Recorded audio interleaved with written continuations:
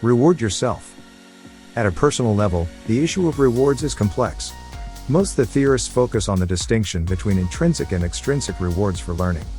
An example of an intrinsic reward is the pleasure it might give you to learn a musical instrument or the good feeling created when you learn how to control your anger.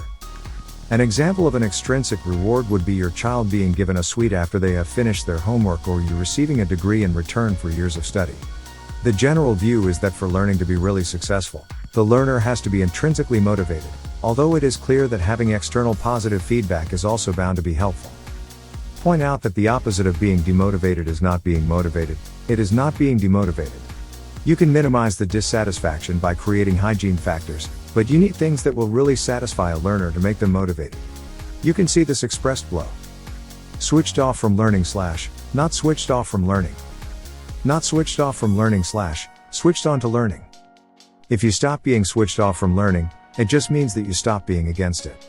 It doesn't mean that you are for it.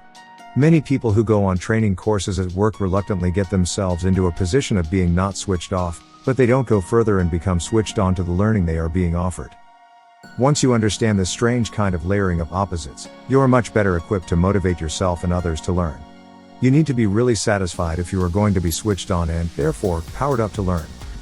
Sometimes external rewards can even work against you. For example, it has been found that if you are trying to encourage children to read, rewarding them for the number of books they read may in fact be counterproductive. Apparently, if you do this, they will read a higher number of books at speed, but not enjoy, learn, or remember what they have read. Nevertheless, most of us are able to work out how to administer treats as rewards when we have done something we have set our mind to. Such rewards might be going for a walk, a weekend breakaway, a meal out with our partner, or simple things such as a cup of coffee or a piece of chocolate, although for the effects of certain foods on your brain, don't forget what you read earlier. But, remember this.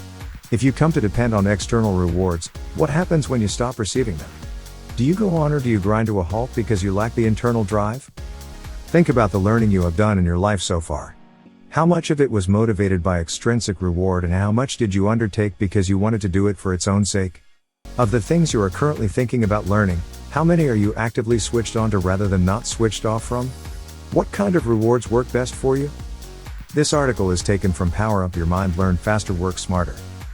Written by Arshad A.